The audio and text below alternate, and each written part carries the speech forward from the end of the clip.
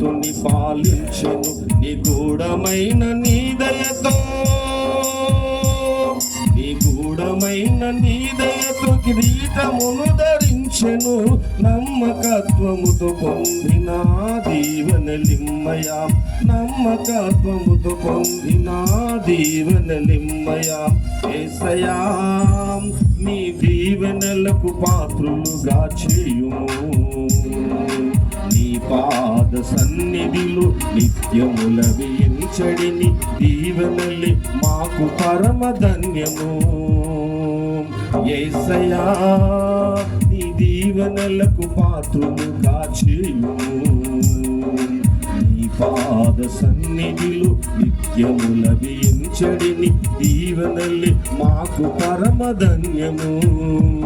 నీ దీవెనలి మాకు పరమ ధన్యము. Praise the Lord. హల్లెలూయా. మరొక పాట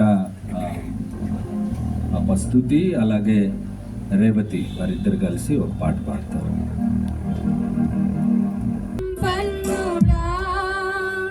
స్తుతి గానాల వారసుడా జీవింతుము నిత్యము నీ నీడను ఆస్వాదింతుము నీ మాటల మకరందము జీవింతుము నిత్యము నీ నీడను ఆస్వాదింతుము నీ మాటల మకరందము.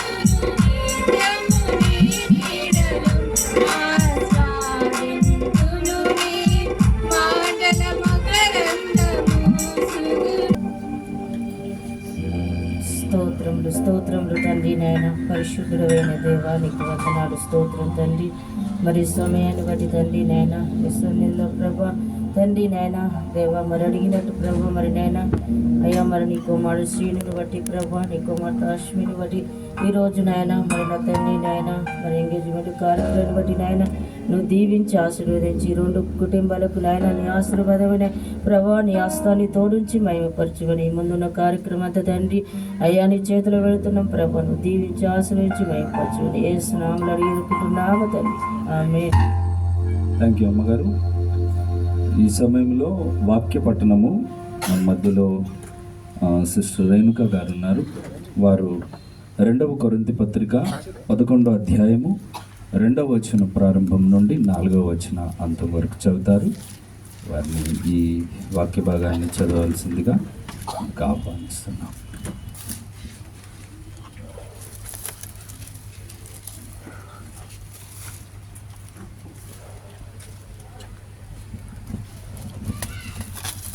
అందరికీ ప్రైజ్ ది లార్డ్. పరిశుద్ధ గ్రంథంలో నుండి 2వ కొరింథీ 11వ అధ్యాయము 2, 3, 4 వచనాలు చదువుకుందాము. దేవాసక్తితో మీ ఎడల ఆసక్తి కలిగి ఉన్నాను. ఎందుకనగా పవిత్రురాలైన కన్యకునుగా ఒక్కడే పురుషునికి అనగా క్రీస్తుకు సమర్పింపవలనని మిమ్మును ప్రదానము చేసితిని గాని సర్పము తన కుయుక్తి చేత అవ్వను మోసపరిచినట్లు మీ మనస్సులను చెరుపబడి క్రీస్తు ఎడలనున్న సరళత నుండి పవిత్రత నుండి ఎట్లయినను తొలగిపోవునేమోనని భయపడుచున్నాను. ఏలయనగా వచ్చిన వాడెవడైనను మేము ప్రకటింపని మరి ఒక యేసును ప్రకటించినను, లేక మీరు పొందని మరి ఒక ఆత్మను మీరు పొందినను, మీరు అంగీకరింపని మరి ఒక సువార్తను మీరు అంగీకరించినను, మీరు వారిని గూర్చి సహించుట యుక్తమే. ఈ వాక్యం దేవుడు మన వెనుకలో ఆశీర్వదించునుగా. Thank you sister. మరొక వాక్య భాగాన్ని చదువుకుందాం. ఈ వాక్య భాగాన్ని మన మధ్యలో సిస్టర్ లియా గారు ఉన్నారు. వారు ముందుకొచ్చి లూకా రాసినటువంటి శుభవార్త 1వ అధ్యాయము 27వ వచన ప్రారంభం నుండి 32వ వచనం. లూకా సువార్త 1వ అధ్యాయము 27వ వచనం నుండి 32వ వచనం వరకు నేను చదువుతున్నాను. దావీదు వంశస్థుడైన యోసేపు అనే ఒక పురుషునికి ప్రదానము చేయబడిన కన్యక యొద్దకు దేవుని చేత పంపబడెను. ఆ కన్యక పేరు మరియా. ఆ దూత లోపలికి వచ్చి ఆమెను చూచి, దయాప్రాప్తురాలా, నీకు శుభమని ప్రభువు నీకు తోడయ్యున్నాడని చెప్పెను. ఆమె ఆ మాటకు బహుగా తొందరపడి ఈ శుభవచనం ఏమిటో అని ఆలోచించుకొని చుండగా దూత, మరియా, భయపడకుము, దేవుని వల్ల నీవు కృప పొందితివి. ఇదిగో నీవు గర్భము ధరించి కుమారుని కని ఆయనకి యేసు అని పేరు పెట్టెదవు. ఆయన గొప్పవాడై సర్వోన్నతుని కుమారుడు అనబడును. ప్రభు అయిన దేవుడు ఆయన తండ్రి అయిన దావీదు సింహాసనమును ఆయనకి ఇచ్చెను. ఈ వాక్య భాగం దేవుడు దీవించునుగాక. Thank you sister. ఈ సమయంలో చిన్న ప్రార్థన.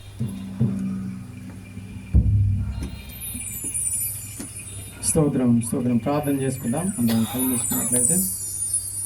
హల్లెలూయా. స్తోత్రం. మహాపరిశుద్ధుడా, పరలోకమున తండ్రి, నీకు వందనాలు ప్రభా. నువ్వు ఇచ్చిన మంచి దినాన్ని బట్టి నీకు వందనాలు ప్రభా. గొప్ప దేవుడా, సర్వోన్నతుడా తండ్రి, ఈరోజు ప్రభా తండ్రి యొక్క తన ఎంగేజ్మెంట్ కార్యక్రమానికి ప్రభా మమ్మల్ని పిలిచారు ప్రభా. మీ నామం వచ్చి ఉన్నాం ప్రభా. ప్రభా ఇక్కడ ఇరు పక్షాలు మీరే ప్రభా సమాధానంగా అన్ని జరిగించండి ప్రభా. తండ్రి నేను సీనుకునే ఇంకా సహోదరికి ప్రభా మీ వాక్యం చేత వారిని బలపరిచి ప్రభా తండ్రి వారి యొక్క ప్రభా రాబోతున్న తరానికి ప్రభా తండ్రి ప్రభా తండ్రి నేను రాబోతున్న రోజుల్లో ప్రభా వారు నీకు మహిమకరంగా అనేకులకు ఆశీర్వదకరంగా ఉంటకు మీరే మీ అద్భుతమైన మాటలను ప్రభా తెలియజేసి నిబులను ప్రభా తండ్రి బలపరచండి, సహాయం దయచండి. దాన్ని నడిపిస్తున్న ప్రభా నీ సేవకులను బలపరచండి, మీ ఆత్మాభిషేకం చేత నీకు నడిపించండి ప్రభా. మీరే ఇంకా వచ్చిన వీళ్ళందరూ మీరు జ్ఞాపకం చేసుకోండి ప్రభా. మీరే తండ్రి మాతో మాట్లాడమని, ఈ యొక్క కార్యక్రమం మీ నామానికి మహిమకరంగా జరిగించమని, తన ఇరు కుటుంబాలను మీరు దీవించి ఆశీర్వదించమని మా ప్రభుని యేసుకృష్ణను ప్రార్థించి అడిగి వేడుకుంటున్నాం తండ్రి. Thank you brother. మంచి పిల్లరా, ఈ సమయంలో ఈ ఎంగేజ్మెంట్ ప్రోగ్రామ్ నడిపించడానికి మన మధ్యలో సహోదరులు బ్రదర్ రాజేష్ గారు ఉన్నారు. వారికి సమయాన్ని అప్పగిస్తున్నాను. ముందు కార్యక్రమాన్ని వారు నడిపిస్తారు.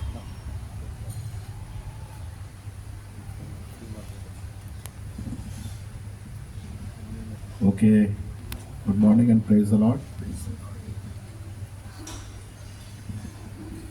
ఈ సమయంలో అబ్బాయి శ్రీనివాస్ తండ్రి అయిన వనపర్తి మునిందర్ గారిని ముందుకు ఆహ్వానిస్తున్నాను.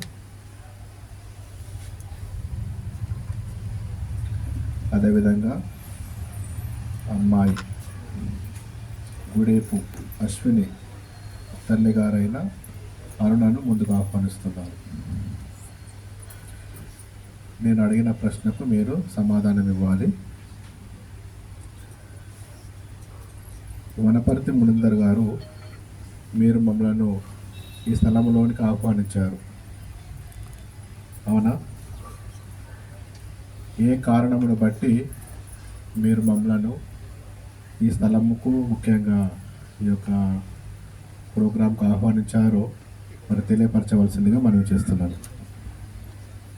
ప్రభు నామమున మీకందరికీ, దైవ సేవకులైన వారికి మీకందరికీ ప్రభునామమున మీకు అందరికీ వందనాలు. ఇందులో మేము ఆహ్వానించినందుకు, మీరు వచ్చినందుకు మీకు అందరికీ నా హృదయపూర్తిగా వందనాలు చెల్లించుకుంటున్నాను. ఒక మాట కోసం చెల్లించుకుంటూ సాక్ష్యం ఇచ్చిన అయ్యగారు కూడా నాదొక వందనాలు. నేను అడిగిన ప్రశ్నకు మీరు సమాధానం ఇవ్వలేదు. మీరు మమ్మల్ని ఎందుకు ఆహ్వానించారు? మీ కుమారుడు ఇక్కడ ఉన్నాడు, ఎందుకు ఆహ్వానించారు? కుమారుని ఎంగేజ్మెంట్ విషయం ఆహ్వానించాము.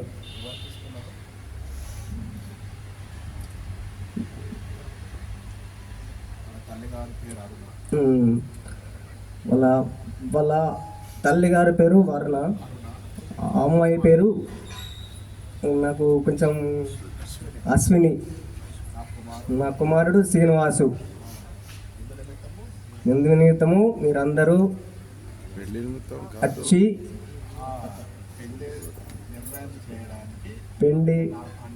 పెండి నేర్కుల ద్వారా అందరితో మేము కలిసి మీరందరూ మా కోసం ప్రార్థించిన ప్రతి ఒక్కరికి మీకందరికీ ప్రభునామల వందనాలు.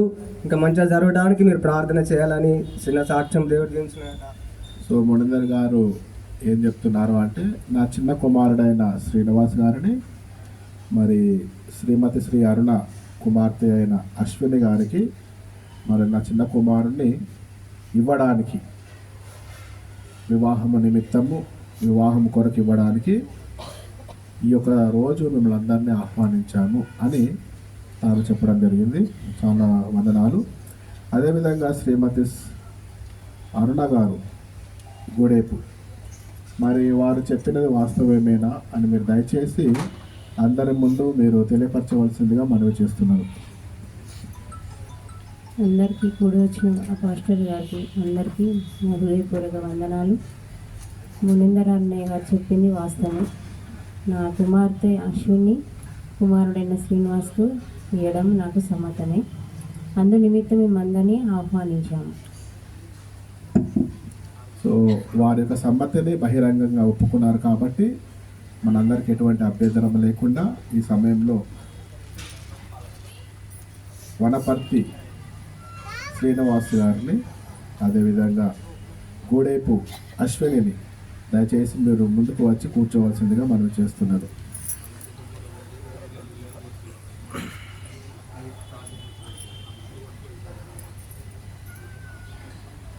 Okay, thank you. ఈ సమయంలో ఇంకొక విషయము వారిని అడిగి మనము ముందున్న పరిచయంలోకి వెళ్దాము. ఈ సమయంలో ఇరుపక్షంలో ఉన్న తల్లిదండ్రులు సమ్మతించారు, అంగీకరించారు. ఆ కారణంను బట్టి మరి అబ్బాయిని అమ్మాయిని మనము ఒకే కుర్చీలో కూర్చోవడానికి ఉన్న అనుమతిని వాళ్ళు పొందగలిగారు. ఈ సమయంలో మరొకసారి అరుణ గారు మరి మీరు ముందుకు రావాల్సిందిగా మనం చేస్తున్నాను. అదేవిధంగా మునిందర్ గారు.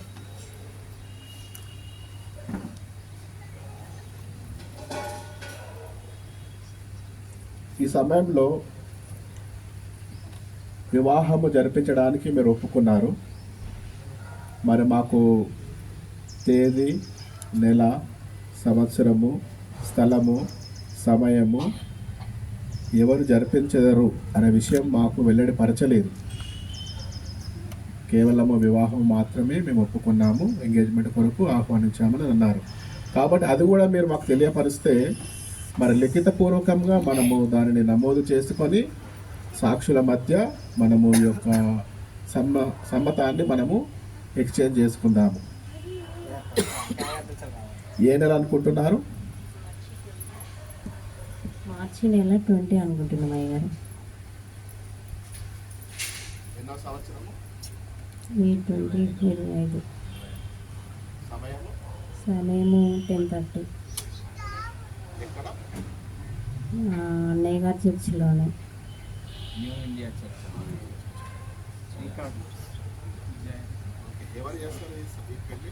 అయ్యగారు చేస్తారు.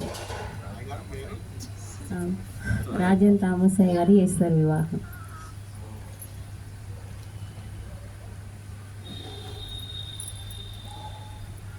మరి గుడేపు అర్ణ గారు చెప్పినదంతా వాస్తవమేనా? దానికి మీరు అంగీకరిస్తున్నారా?